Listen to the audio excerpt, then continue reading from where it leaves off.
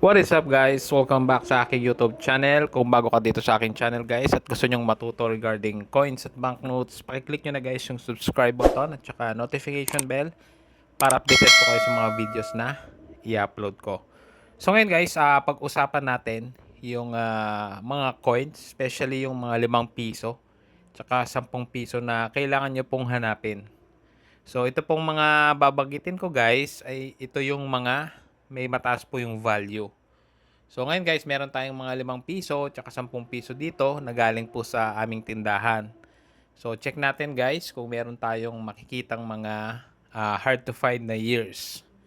So gagawin ko lang maikli guys itong video na ito para direct to the point tayo, no? So para po sa mga 5 piso na BSP series, yung BSP series po is itong mga brass po na coins, itong dilaw. So, ang year po na kailangan nyong hanapin dito is yung year 2006. So, year 2006 po kasi is considered na hard to find, no? So, may mga iba po, kino-considered po yung year 2000 as semi-hard to find. Pero mas mahal po kasi yung year 2006. Yung iba po, binibili po ito ng around 1,500. Yung iba naman po, 2,000. So, depende na lang po sa buyer. Siyempre, depende na lang din po sa kondisyon ng barya.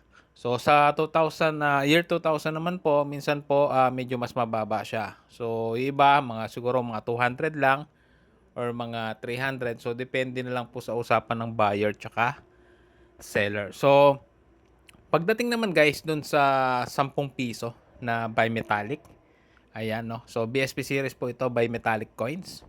So ang kailangan niyo pong hanapin is year 2007 tsaka year 2009. So, year 2007 tsaka 2009 is ito po yung dalawang year na considered po na hard to find. So, iba po, depende po sa condition. Ang buying price po nila dito is around 2,000. Yung iba naman po is 2,500. So, depende lang po sa makikita nyo pong or makakausap ninyong buyer.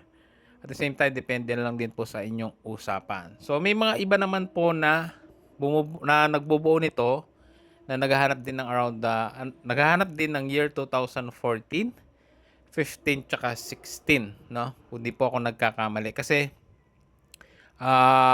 yung iba naman po kasi kino-considered ito na semi hard to find at tsaka po yung year 2000. Pero kung usapang mas mataas yung value guys, yung year 2007 tsaka 2009 po yung hanapin ninyo. So yung presyo, yung iba po 2,000, yung iba 2,500. So depende na lang din po sa usapan ninyo. So yun lang guys, para sa 5 piso at saka 10 piso, kung anong year po yung mga kailangan po ninyong hanapin. So yun po yung mga value nila ngayon.